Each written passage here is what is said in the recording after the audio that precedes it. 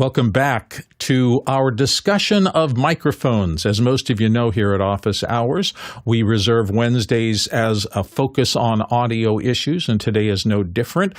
We're really excited to have Jeff Francis and a whole panel full of people who have vast amounts of knowledge in audio, and they're going to be talking about microphones today. Jeff, what are you organizing this discussion around? So kind of around basics of microphones, mainly the technology and what goes into them. So I'm going to give you real quickly sort of categories we might talk about and to kind of bring up some questions, and then we can dive into this however we like. But this is a high-level thing about how the actual diaphragm is connected to the outside air pressure. That's pressure or pressure gradient microphones. Probably one that we're all really familiar with is dynamic versus ribbon versus condenser microphones. That's the actual transducer that converts motion into electricity. We probably want to talk about polar patterns. We got omni and bidirectional, but we really have all that world of the first order cardioids, subcardioids, cardioids, hypercardioids, supercardioids, and then the stranger ones like a shotgun, which is a different method of getting directional polar patterns. That's the interference tube. And so we can talk about the polar patterns, but we can also talk about how physically those are made in different microphones and how that influences how they work and their sound and whether they do what they actually claim to do. The primary ways we do normal microphones is either via sound ports or via the dual diaphragm condenser method. And then the shotgun uses an interference tube, and then sort of little stranger categories is the boundary layer microphones and parabolic dish microphones. We probably should talk about some of the specifications of microphones: sensitivity, self-noise, maximum SPL, and frequency response graphs. So that's kind of like just generally where we want to start. So I'm kind of looking for where do we want to go with this? What do we want to talk about? And I'm happy to dive into any of those first. What do you all want to hear? Well, we have a ton of questions, and does anybody on the panel, we got a lot of experts here, does anybody want to specifically address anything that they've run into, particularly things that beginners who are looking for their first microphones and trying to figure out where should I start? Or even if you've been doing it for a long time, but your practice is limited to one kind of thing, like I've been in audio for video most of my career, so I knew a lot more about lavs you could hide on somebody's body than I did about things like shotgun-style mics or esoteric mics. Courtney has raised his hand. So, Courtney, dive in and say a few words before we get into the questions from the audience. I was just going to suggest that we go to the questions and handle those and handle the types of microphones that come up in those questions. And our experts, Marty, Jeff, and Mickey here, can then chime in on the types of microphones best for each one of those suggestions and maybe the technology behind each of those polar patterns or technology used in each type of microphone. Sounds like a great idea. We'll do that. Also know that different industries coalesce around different types of mic because it works. If you're doing live sounds, you're probably going to be using slightly different mics than you would if you were in a studio circumstance. You would certainly use different mics than I might use in a field video recording circumstances. There's crossovers, and nobody's ever surprised if you're on a movie set and you see a microphone that you've also seen hanging in a studio. But I think it's a great idea, Courtney. So let's dive into our first question. All right. First one comes in from Zach Stallsmith in Chautauqua, New York. Says, I'm looking for a decent choir mics for under $250. We can't really hang anything in this house of worship, but mounting around the three walls surrounding the choir is an option. Marty Atias is going to start us off. Marty? All right, so that's a pretty tight budget for choir microphones, and depending on the number of people in the choir and how wide they are and how many rows deep they are, you're more likely going to need more than one microphone, a minimum of two, and they need to be either spaced properly or positioned together properly in order to pick up everybody to the left and right side and from the first row to the last row. One microphone is not, for a sizable microphone any more than, say, 6 people wide and 2-3 people deep. A single microphone is not going to pick up everybody. And also, the acoustics of the space is going to be really important. In order to pick up more people with a single microphone, you need to pull it back and have more distance between them so that the spread of the microphone can reach the people on the ends. And by creating more distance, now you're raising the gain and you're picking up more of the room sound. So by using more than one microphone, you can get them closer, but not close enough that you're only picking up specific people.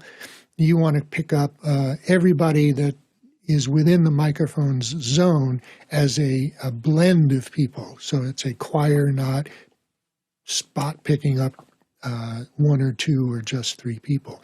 So you want to have microphones that are spaced properly so that they're not interfering with each other, and that can pick up the entire choir.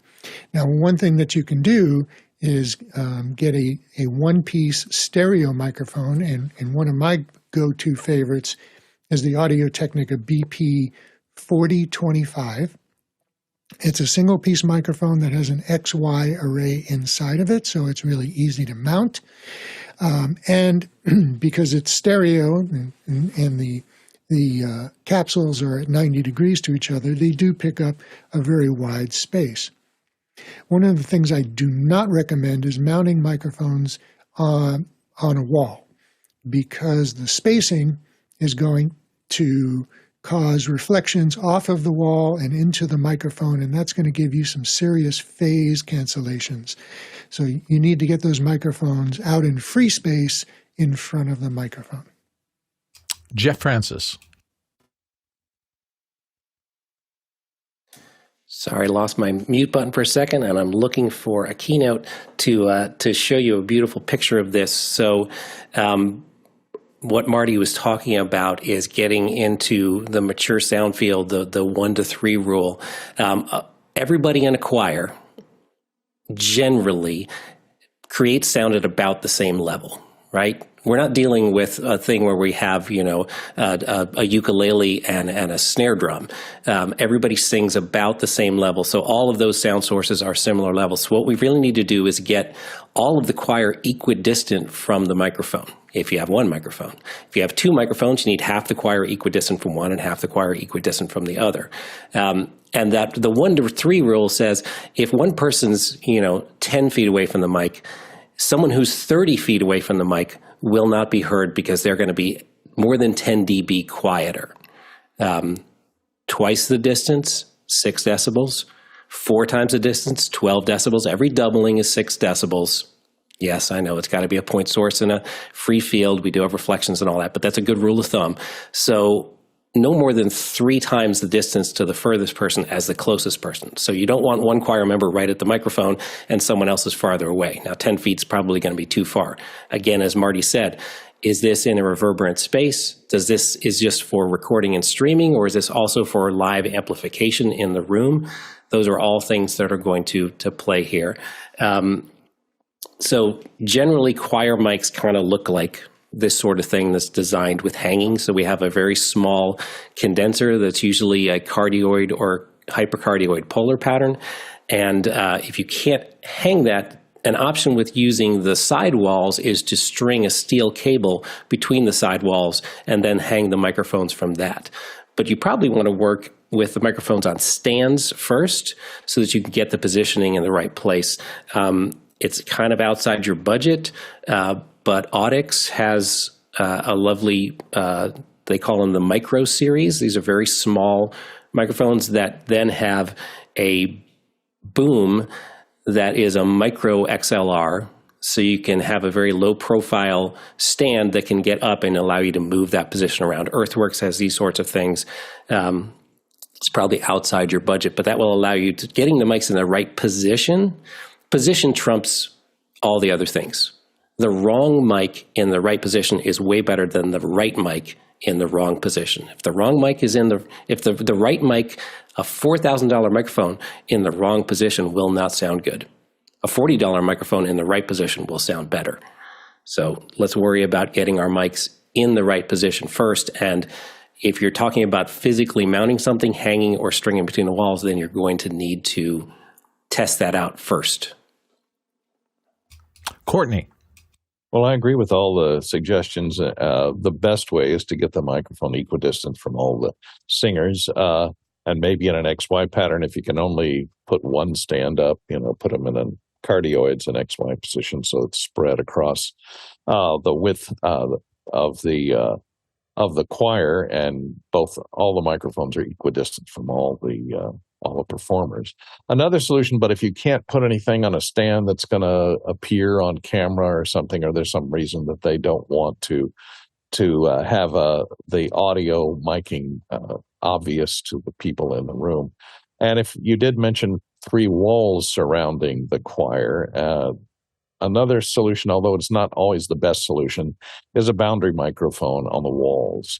These are designed to mount on a flat surface to deal with the phase cancellation problem that Marty was mentioning originally. And it uses the reflection off the flat surface that it's mounted to accentuate its reception. And it shortens the reflection time because the capsules are equidistant from the speaker and the reflection on the wall, or it's short distance to the wall. So it eliminates those reflections off the wall. It's designed for that.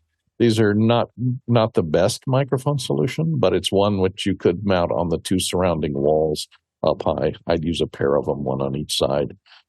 If you cannot hang anything or mount anything on a stand in front of the choir. Marty Atias. That's a really good suggestion, Courtney. If the choir is in an area that is completely recessed into a wall, like in a pocket, and even the front row is behind the wall in a recess, then you could take those boundary microphones and put 2 of them up on the ceiling, depending on how high it is, or on the side walls. And they are cardioid, so you want to position them correctly. That could be a good solution. And a general rule of thumb for a choir that's in an open space for positioning a microphone is 3 feet above the back row and 3 feet in front of the first row will give you a fairly equidistant spacing from front row to back row.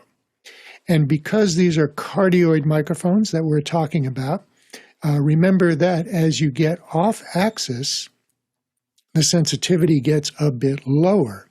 So when you're aiming that microphone vertically, you want to make sure that the next to back row, not the very back row, but the one before in front of that, is directly on axis with the microphone. And that will allow the microphone to be more sensitive towards the back row and a bit less sensitive at the front row, which is going to be a little bit closer to the microphone. And that'll give you a nice even pickup. Make sure that you can pick up everyone. And Jeff Francis wanted a sneak peek in. Jeff? So I've got a couple of things. If you decide to go with a boundary layer microphone, do not use the Shure Beta 91 because it is purposely designed that its sensitivity is set to go inside a kick drum. So its output is purposely lowered a great deal because it's designed to be used in a very high SPL source. So, and Mickey is showing that. If you want to switch over to Mickey real quick, there's the Beta 91. The Crown PCC line is probably a better choice for that kind of thing.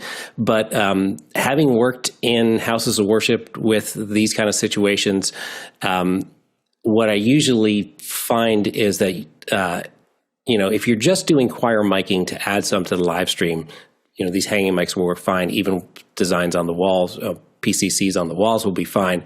But usually you're dealing with a situation where they want to get the choir amplified, and there's usually loud accompaniment along with it. Could be drums and bass and a small orchestra. And so I'll remind a choir director that the same God is the God of physics, and there's only so much you can do. You've got to get the choir louder.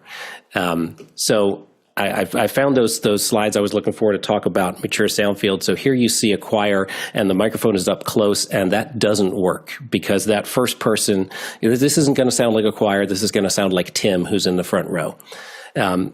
But if we move that microphone farther back, now we're getting a better balance. Of course, that's exactly what we don't need if we're trying to amplify, is to move our microphones farther away, because that's more chances of feedback.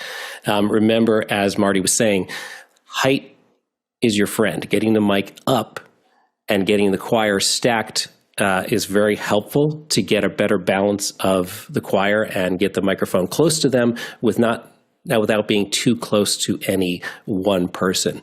Something that really helps is getting the choir out of their music so that people are not singing down, but actually are singing forward and out so that they're actually projecting, and then getting every other source, accompaniment and all those sorts of things, lower.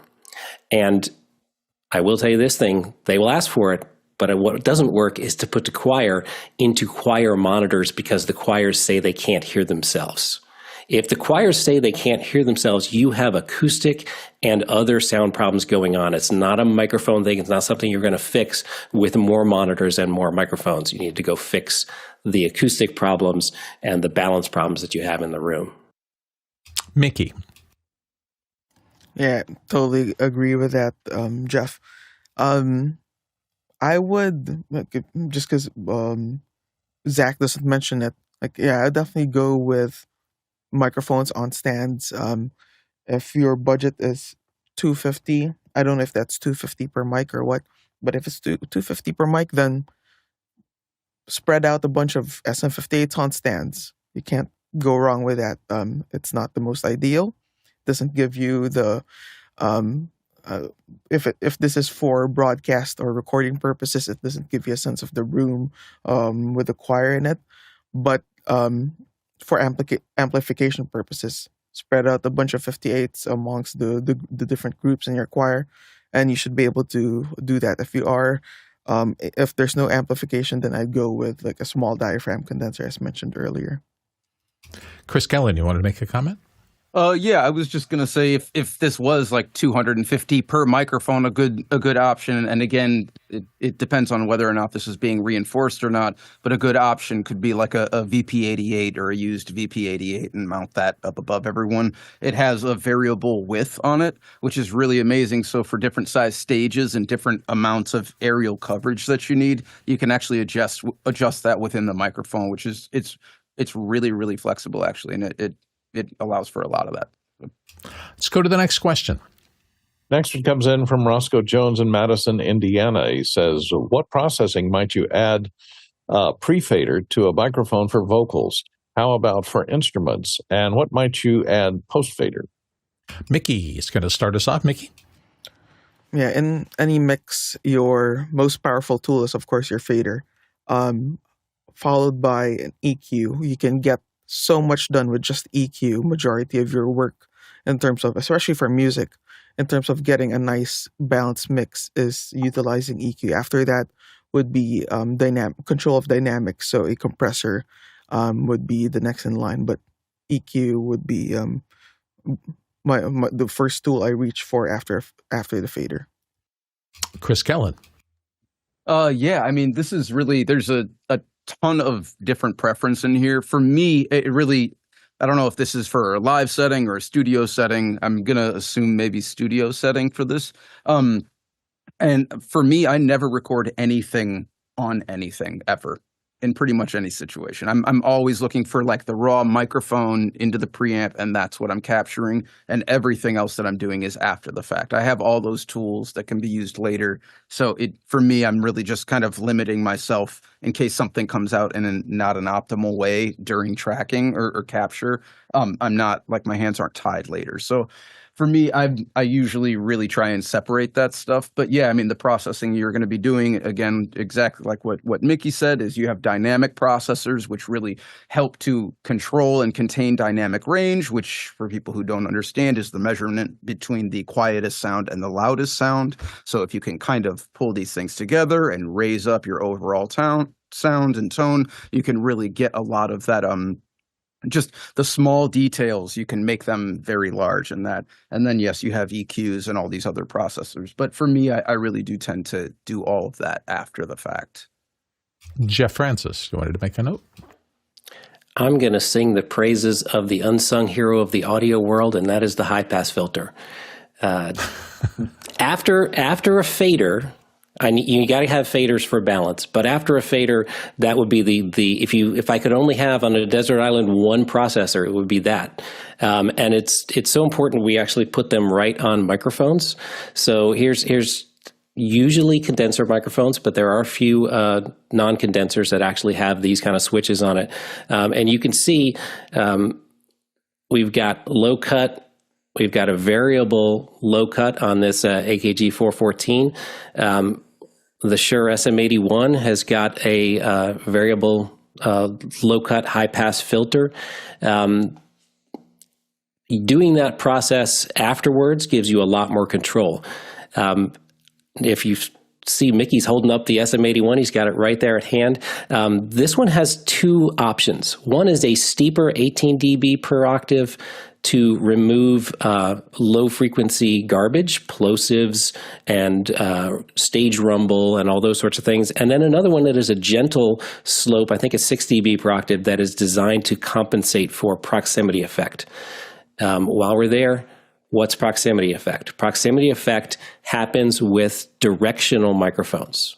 So it does not happen with omnidirectionals, but it does happen with all directional microphones, that when you get close to the microphone, you get an increase in low frequencies. So as I get close to this microphone, you should probably hear that my bass frequencies get bigger, and that gives you that wonderful radio announcer voice.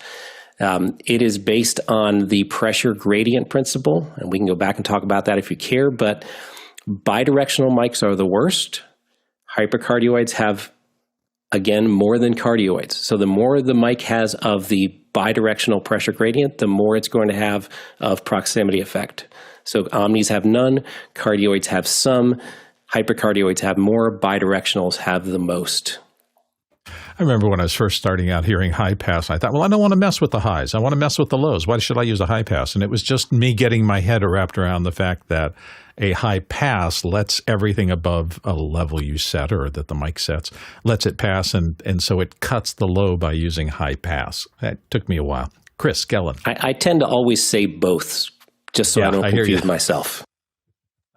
I just wanted to fall back and just so everybody fully understands that just like in regards to this question, there's a lot of approaches here, and some people actually are really their approach is to get everything as finished as possible for tracking, right? And so it really just depends on taste and on, music or audio, the way that we perceive things, the way we make our choices. It's really a very individual experience, right? Everybody listens to things differently, and everybody has their own tastes and concepts. And so it's just so people know, there are absolutely like a lot of people out there who are really trying to get this as close to finished as possible on the capture, knowing that they're going to be tweaking things within the mix in itself in context to the other instrumentation, or just whatever the program material is.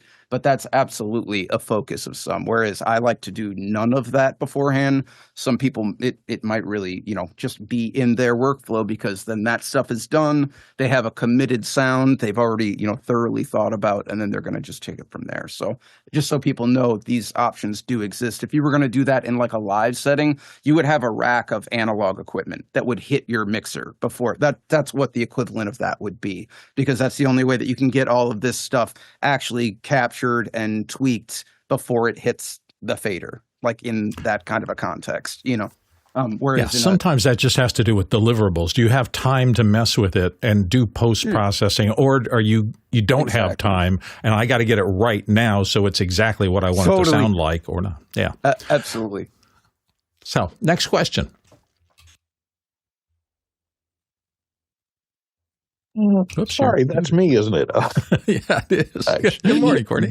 Sorry, I was doing some research. Brody Hefner in New York City says polar pattern graphs require some imagination to interpret. The manufacturers or others routinely publish 3D polar pattern graphics with the microphone shown to more clearly illustrate the mic's details, end versus side address features, etc. Marty. Most manufacturers do publish polar patterns and frequency response charts for their microphones. However, most of these charts that you're seeing are generalized charts for the typical microphone of that model. Every microphone will have from one different microphones of the same model might have slightly different responses. So unless specifically mentioned that this is a graph for this specific serial number microphone, remember that you're looking at a very generalized, a typical graph for that model. So when we talk about polar responses, here are all the various polar responses,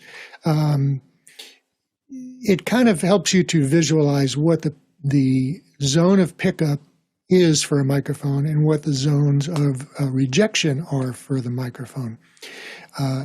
And this helps you to evaluate and identify which type of microphone is going to be best for your particular application and choose accordingly. Now, it's helpful to be able to compare different microphones and before you buy them, and there are a couple of resources that can help you do that.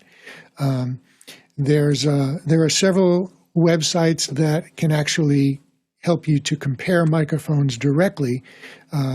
One of them is the Audio Test Kitchen, where there's a ton of microphones that are in here, and you can directly compare the frequency, all of the specs, the frequency responses, the polar patterns, the characteristics of the sound, and they've even taken great measures to record sounds on all of the microphones under very controlled conditions, and you can play them back for each microphone to directly compare them. Another one is Micpedia, which has a very large mic database and information about microphones. Another one is Recording Hacks, which has a similar database. And if you really want to dive into microphones and microphone technologies, DPA has a wonderful resource called the Mic University that's right on their website, right on their homepage that you can find, and it has a dictionary, and then a whole bunch of articles featuring different aspects of microphones that can really help you to understand how microphone technologies work. And you can even filter them for specific things. So these are some great resources to be able to choose a microphone. Absolutely. And it took me a minute to understand that those are 2D representations. Sometimes you get the 3D. These things work in 3 dimensions, not just 2 dimensions. Most of us have learned over the course of time that when you see the 2D representation that you think about it in terms of 3 dimensions. But I found that useful. Chris Gettlein. Yeah, I would just say, and this is kind of a broader statement really about analytics in audio and metering and all of this stuff, is that it's very, very easy for people to start pulling in all of this information. I've seen this a lot, at live shows. You have a guest engineer come in, they pull out their RTA, and they're like, man, this is the best show ever. This thing's telling me it sounds great. And I'm like, what are you talking about? So I would say, just for whoever's writing, this question, and if you can't interpret the thing you're trying to do, with a graph, I would not even be looking at the graphs. So like, and this is where you can read about being a race car driver over and over and over, but until you get in a race car and feel what it's like to be on the road, this is all hypothetical, right? So I never look at graphs. I have never chosen a microphone because of its graph. It's just like, and I'm not a real technical person in that way. To me, this is more paintbrushes and colors and tones and textures and then utilitarian needs. But I would say, like, fire up a microphone and put cans on and listen to what it sounds like. If you guys are not fully understanding this stuff, I would literally throw all this literature to the wayside and not look at any of it. And I would really start getting comfortable with responses to what is happening in cans. Really feel what does this sound like when I move this microphone from here to here? If you want to know the best spot for your acoustic guitar, have the player play the guitar, put on some cans, and literally move the mic around it until it sounds great. You'll see there will be a spot that will be way worse. Don't put the mic there. Start out with these kinds of ideas and just like concepts, and all of a sudden you develop a relationship with these microphones. That's not one you're reading about. That's hypothetical. It's a real tangible relationship. And that's when I'm miking a drum kit, let's say. I mean, I have a complete feel of where I want these microphones to go, but it changes all the time because drum kits are all set up differently. Right. So I just you just feel where things are supposed to go after you get that basic concept. But I would say that usually I'm seeing people who are relying on like written just statistics and just specifications are just so incredibly lost because they're just reading about things they don't understand and are not having any real world relationship to actually say, oh, that's what this really means. So I would just say, really get involved, people. Get an SM57 and throw on some headphones and get dirty. That's what you should do. You'll learn more doing that than reading anything. Jeff Francis. Amen, Chris. Absolutely. So, do manufacturers publish 3D polar patterns? No. There's a lot of information they're trying to convey, and all of them, frequency response and polar response, are lacking everything so I've got a microphone in front of me. First of all, we should mention there are two general ways that microphones are designed. They are end address, what we might call a pencil condenser or a pencil microphone. It points at the thing. There's a pencil. It's pointing at my mouth. Well, now it's pointing at my mouth. And then there are side address microphones. So axial or radial, but it's easier to say side address or end address. Whichever way you're supposed to address the microphone. And if you're not sure, please look into the manual. I've seen people use a Sennheiser 421 which is an end address mic. I've seen people use it as a side address mic, and you're like, well, that's why it doesn't sound good. If you're not sure, thank you, Mickey. Yeah, there's always great puns with the manufacturer. Sure. Hey, what's wrong with it? I mean, why would anybody be worried about this? Yeah, or people who have an end address microphone, a side address microphone turned around backwards, and they're actually speaking into the rear of the microphone. So that perpendicular to the flat surface of the diaphragm, which is the drum head of the microphone, that's your 0 degrees on axis. So when you look at any of these polar plots, that 0 degrees is where you speak into the microphone, and then it's trying to show you what happens on the other sides. Well, there's different things that happen at different angles and different frequencies, and you can't convey all of that information. So a polar plot shows you generally sensitivity, and maybe it'll show you more than one frequency at those. Hang on, I'm going to call up a graph here, if I can get my right charts. I have one here. Yeah, so here we go. Here's an SM81. And you see that they've shown us this polar response. Now, for some reason, sure, put 0 degrees down here at the bottom. This shows you 6 different frequencies. So that's better than just showing one generalized average, but it still doesn't show you every frequency. But we can learn a little bit about that. Generally, if you look on the left side, we've got low frequencies, and you look down at 100 hertz, this is not a cardioid back here. Most microphones generally will get less directional at low frequencies and more directional at high frequencies. That's a good generalization. Now, about the frequency response and all this, yes, listen. And you'll begin to hear that microphones are paintbrushes, as Chris said. They are timbral color tools. We can either pick up the color that's there, or we can change the color. And if we're going to pick a microphone that changes the color most, that's going to be a dynamic microphone, just by the way that dynamic microphones are built. So I'm going to show you this crazy graph right here, which is the frequency response of a dynamic microphone. And that will very much change the tone color of what you put it on. And it may be that you found a great match, and that's part of what choosing microphones and listenings is about, is this makes a great match with the sound source. Or the next day you put it on something else and it's a terrible match because now it accentuates all the things you don't want. This one happens to have a low frequency bump, and then it's got a little bit of a low mid dip, and then a high frequency peak. And I bet Chris can probably guess what microphone I'm talking about, because it's equally loved and hated across the entire internet. This is an AKG D112 kick drum microphone.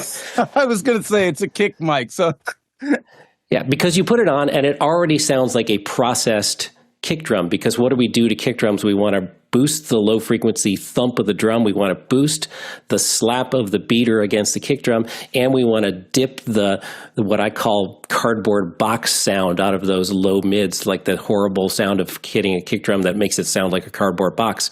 You know, if I had to EQ a kick drum mic, having never heard it, and the very first time I'm going to hear the kick drum is the first beat of the show, I would drop in EQs that have that and have that ready. Boost in the lows, a dip in the low mids, and then a boost in the highs, like, 2-3K somewhere in there to get some snap. And that's what this mic does.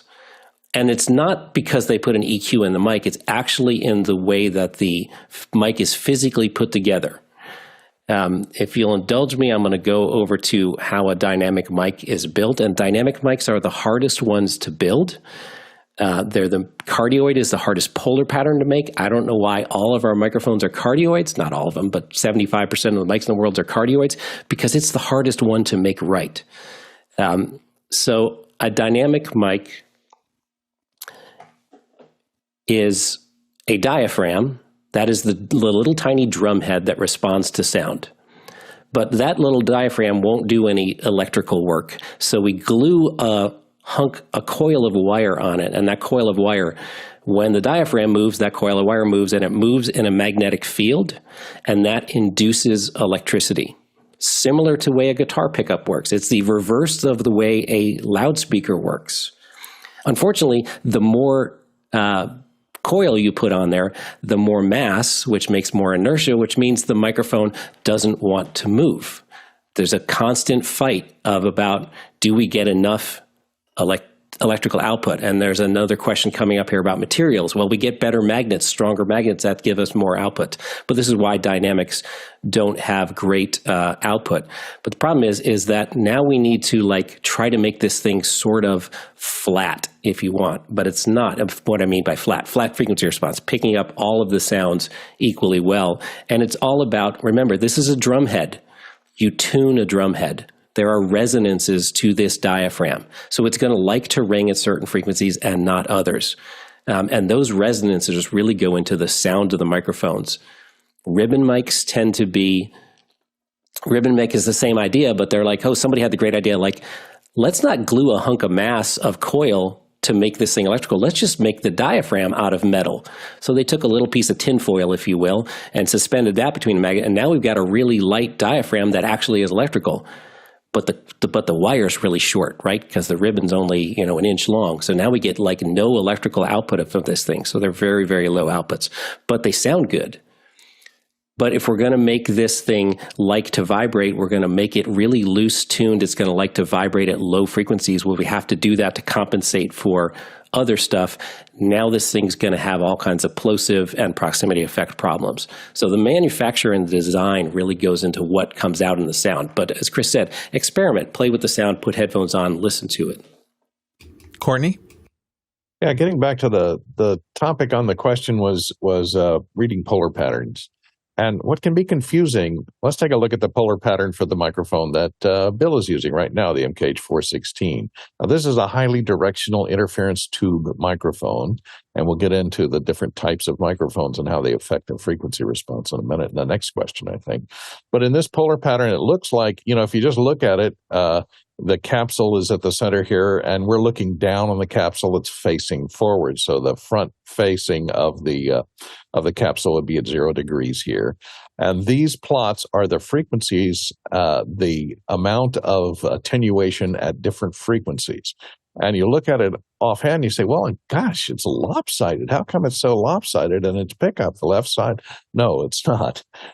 In order to make it, Sennheiser does this with their polar plots, to make it less confusing and to map more frequencies onto the polar pattern to make it less confusing. They slice it in half, and actually the left side is the same as the right side in both of these here. So you have to look at the ones on the right side and look at the one on the left side. And they're duplicate if you flip them over the mirror image on the opposite side. They did this to separate the frequencies, so they give you all these different frequencies. And since they're doing it in black and white here, it's easier with these little dots and dashes to indicate which frequencies drop off at the amount of degrees off axis. It's easier to separate them 3 over here, or 4 over here, and 4 over here. So that you can see that these 4 frequencies that are over here on the left side are pretty equal in their drop-off off axis. But when you get over here on the high frequency side, the high frequencies become much more sensitive to off axis. In other words, to pick up the sparkle of the voice and the high frequencies, the S's and the detail, you've got to be within 10 to 12 degrees on axis on that diaphragm. It has to be pointed right at you. And as you drop off, as you go off to the side here to 90 degrees, you're getting almost 0 of this high frequency sound. So this makes the mic sound more colored as it gets off axis because the frequencies fall off at different ranges. And only the lower frequencies, which is over here on the left, maintain, an equal attenuation as you get more and more off axis. So when you're reading that polar pattern, take that into account. No, it's not lopsided. It's just their way of putting multiple frequencies onto a polar pattern without confusing you with all these little dots and dashes overlapping. And here is the map of the frequency response of that 416, and you can see it rolls off a little bit at the low end. This is frequency over amplitude. Amplitude is on the vertical axis. Frequency is on the horizontal axis. So you can see that there's a little bump up here around 4,000 cycles to 6,000 cycles, which is right in the area of voice. That's why this microphone is designed best for voice. And it'll usually, a lot of these Sennheisers will have that bump there because they're designed to be used inside a windscreen. And the windscreen will attenuate those higher frequencies more than the lower frequencies. So it gives you a little boost there to cut through a windscreen and to bring out the voice a little better. So that's how you read those Sennheiser polar patterns. Chris Kellen. Just in case this question actually is more of like a live setting kind of a question, I just wanted to say that if you're trying to decipher like what kind of vocal mics to use in a live setting, things like that, a really, really important thing to take consideration into, which we absolutely in live settings are all really paying attention to, is that the more directional a microphone gets, the more rear pickup it has, right? So if you're doing monitors, right, you're the monitor engineer, you're on stage and you're doing this, if you're using a cardioid microphone directly behind you, that's the maximum rejection, right? So you want your monitor, your floor wedge, to be actually directly behind that singer.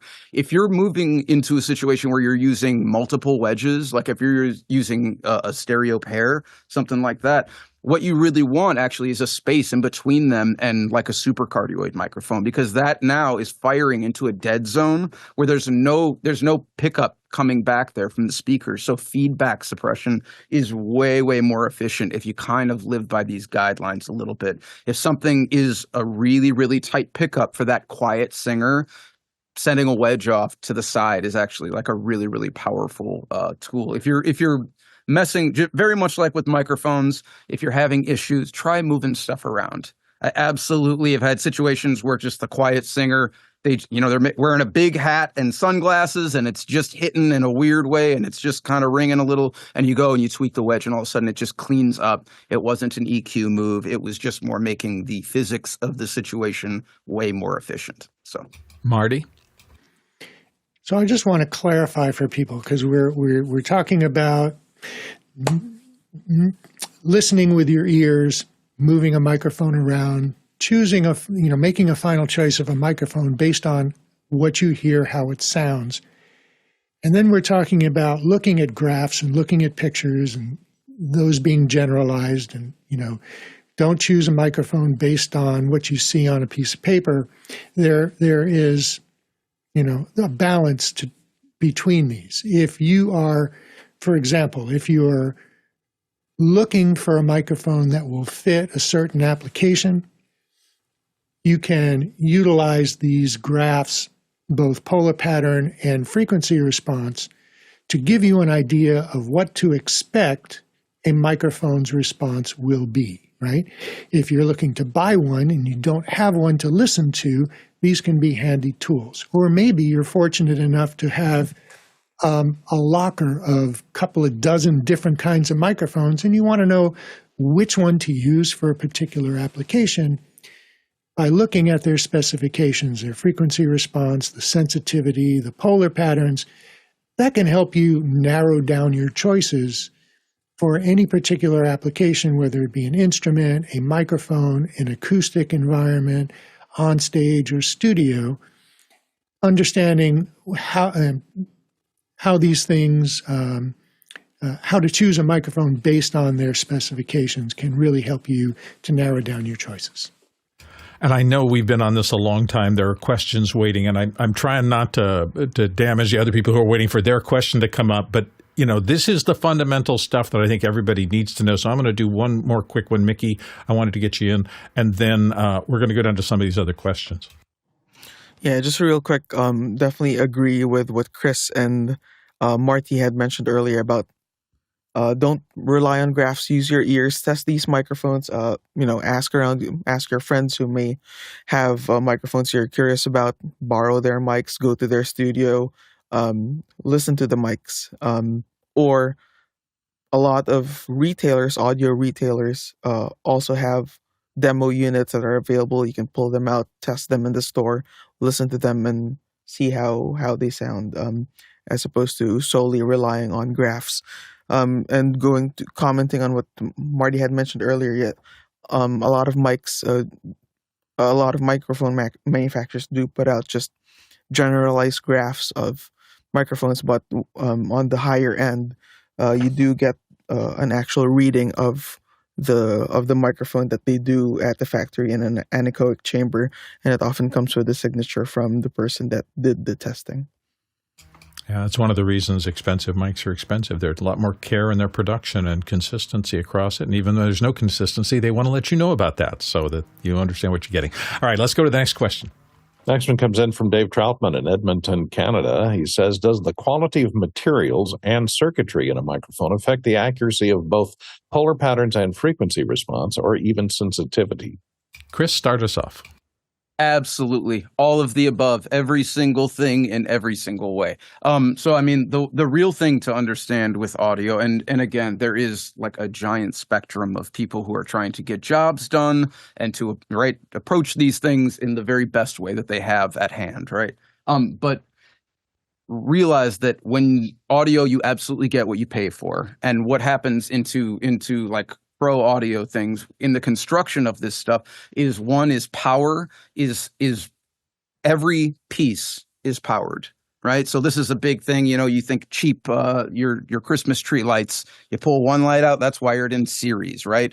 That one light gets pulled out, the whole connection is dead. They all go out. When one gets unplugged and everything else is still working, that's wired in parallel. So that's what Class A circuitry is, right? Already, the difference between that in cost and in quality is exponentially a complete different world from anything that's more consumer grade. But I would just say that people should the way that I think about audio is each thing that you're doing is doing a trust fall into the next thing. Okay. And that's the real, right? Your whole studio is doing a trust fall into the electricity and power of your room, right? Your microphone's doing a trust fall into the preamp that you're choosing. I mean, all of these things, they all add up together, and they all really, they're the thing that bring you to the end result.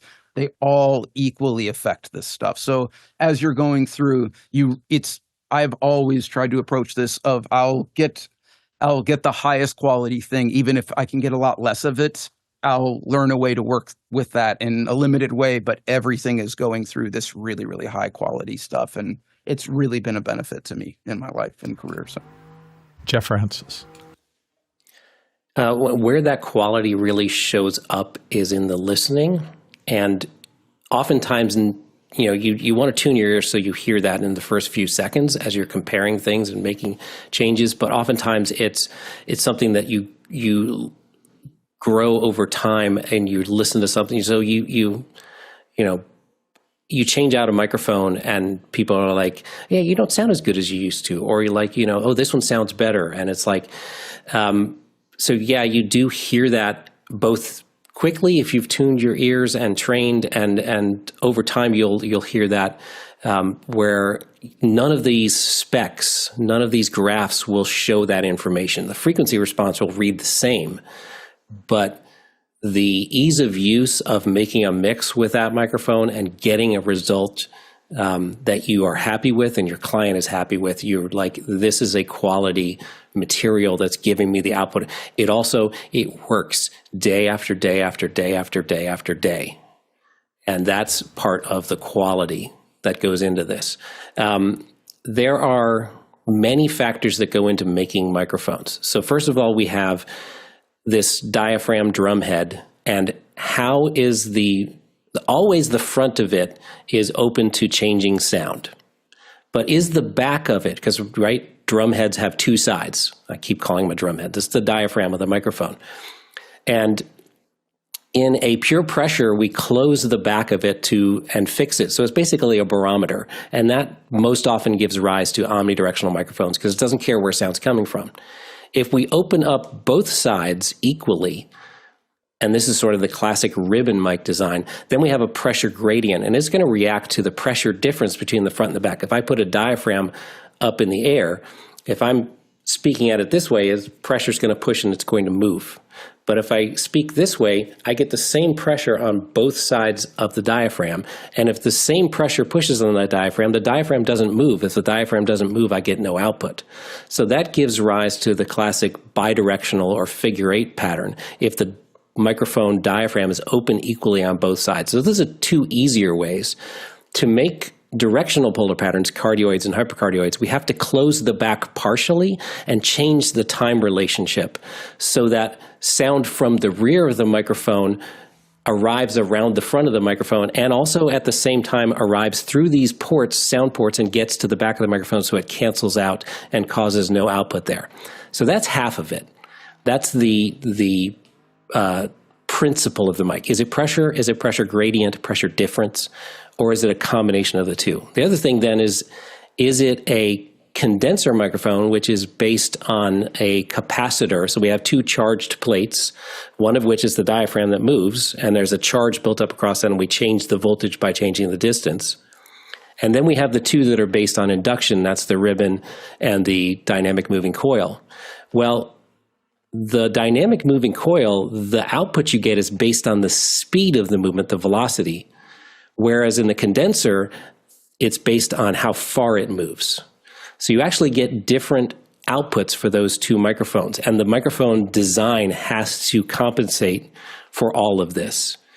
The pressure gradient, that mic that's open on both sides, has a much more output at high frequencies than it does at low frequencies. Because at low frequencies, the difference of the pressure wave at the front and the back of the diaphragm is very small because the wave is, dozens of feet long, as opposed to a high frequency that's very small. And now we get a big pressure difference, peak and trough behind it.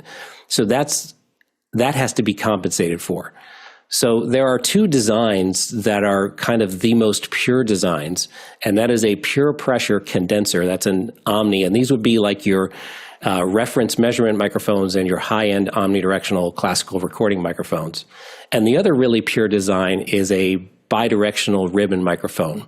That bidirectional ribbon, to compensate for that rising frequency response, it puts so if you see the dashed line that starts at low frequencies, very low, and goes up, and it says force acting on the ribbon, that's that bidirectional pressure gradient. The low frequencies don't move the thing very much because there's very little pressure difference between the front and the back, because we're sampling a wave, a very long wavelength at 2 points that are very close to the same pressure. And as you get to higher frequencies, you get more and more pressure difference, and the movement is based on the pressure difference. And so what they need to do then is tune that microphone, tune that drum head very loose. That ribbon is very lightly tensioned so that it likes to ring around at low frequencies. And you see that the net of those two makes it fairly flat that rolls off evenly at the end. So all of this physical things go into making microphones. And those are the two simplest ones to make. You get into basically your SM57 kind of thing, you're going to get where they have to do dampened resonances. So if you tear apart an SM57, you'll see that behind the diaphragm is a hunk of metal with the magnet in it, but there's a little dimple in that creates an acoustic cavity that creates a resonance. And so there's several of those in the tightening of the diaphragm, in the rippling that gives some strength to the diaphragm, in the air pockets behind the diaphragm, and all of these have been done via experimentation, and that's why the SM57 has come along for so long, because there's a lot of black art that goes into this design, but that's why dynamic microphones tend to have a timbral coloring, because they have all these resonances in there. If those timbral colors and those resonances match up like they do with a snare drum, we go, man, that sounds great. SM57 on a snare drum every day of the week. Put an SM57 on a violin, it's not going to sound like a Stradivarius anymore, because it's not doing that job. Interesting. We could do this forever. We do have a lot of questions here, so I'm going to encourage everybody to keep these as snappy as possible. We'll go into a little bit of a lightning round. Courtney, you had your hand raised, so go for it. Well, it's hard to do in a lightning round, but let me just speak briefly on the quality of the components versus the output. You can have the quality of the preamp that goes outside that condenser diaphragm that amplifies the signal and sends it to your microphone preamp. Usually it's an FET preamp. The choice of the transistors determines the amount of self-noise, et cetera, and the choice of the components, the resistors, capacitors, coupling capacitors, determine the frequency response that it passes. And you can tailor that sound, like this Stellar X2 has a special preamp that's tailored to sound like a U87, because so they specially choose their components to mimic the sound of a much more expensive microphone. So you can, it does make a difference, but you can mimic the sound of a more expensive microphone that has higher quality components or higher quality diaphragm in the electronic components. Another thing to mention is the difference between an RF condenser, which Sennheiser makes, like the 416 is called an RF condenser. That doesn't mean it's a wireless mic, but it uses a different technology in interpreting that variable capacitance. And this can make a big difference on where that microphone can work. Regular condensers, like the Schoeps condensers, have a fairly narrow distance between the diaphragm and the backplane. And that very narrow difference in there determines the amount of maximum SPL it can have, because if it flexes too much and touches the background, it's going to crackle or make noise. It's going to short out. That'll exceed the maximum SPL of that microphone sound pressure level. RF condensers have a little wider gap between that because they have smaller variance in the capacitance, and they use an RF signal, a radio frequency signal, and that change in capacitance modulates that RF signal. And then there's a little radio receiver kind of inside the microphone that demodulates that variable RF frequency and turns it back into an audio frequency. So the RF condensers are more immune to humidity. The problem is that in humid situations, regular condensers that aren't RF based have this narrow gap, and humidity builds up in the backplane there and can cause crackling or temporary shorting as the voltage jumps between the diaphragm and the backplane. So you got to be careful if you're in a humid situation. RF condensers work a lot better than regular straight condensers. There's so much information here, and it's killing me not to continue these discussions because we're learning so much. But I do want to get this next one, and I think that's all we're going to have time for. So, Courtney, can you do the next one? From David Brady in New York City, he says, is it worth it to repair versus replace? Are there reputable places for the former on either Mickey, coast? where would you go if you made to make the decision between repair and replace? Yeah, for us, it's really more of a cost thing. And this is generally speaking, not just regarding microphones. When we typically, if the cost of repair would reach 50% of brand new, then we just buy a new one, and then we get to keep the existing unit for spare parts, at least what could be salvaged from it. For where to go, like for our microphones and like our other hardware, we try to go to with the actual equipment manufacturer for repairs.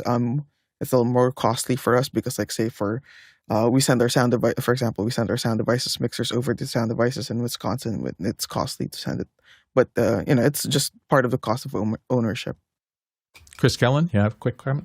Yeah, just very quickly. Again, a lot of this stuff proprietarily, like you have to send to the manufacturer to repair. And for me, I'm going to use my gear until it turns into dust and vapor. I will buy a new one if the repair costs more than getting a new one or is equal, almost there. But usually you can just do repairs fine and just kind of milk it. So get your money's worth. Okay, we're at the end of things. A couple announcements. Don't forget that Tony Mobley's show is today right after 8 p.m. Eastern Standard Time. That's, I believe, 5 p.m. Pacific Coast, which happens to be 1 hour before the special Verve Pipe program tonight. So you can sneak both of those in there if you want to. Let me run through the Talak Traversal real quick. We traveled 28,000 miles. That's 45,000 kilometers or 220 million bananas for scale. As always, thank you so much, panelists. This was stunning today. We learned so much. Great show, and it's because of all of you. It's also because of all the people who asked the questions in the show, and it's also because of our incredible back-end crew without whom this doesn't happen every day. Thank you for watching and or listening. See you tomorrow.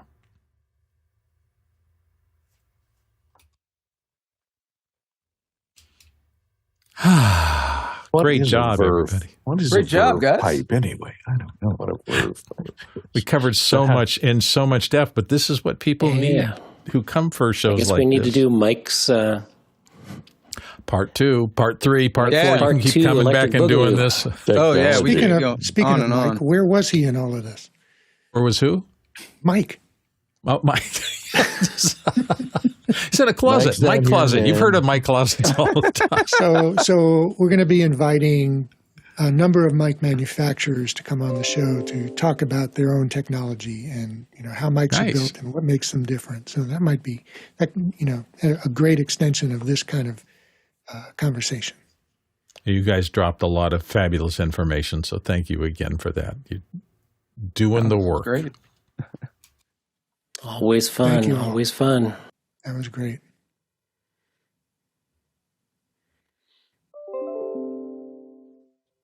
Cheerio. See y'all next time.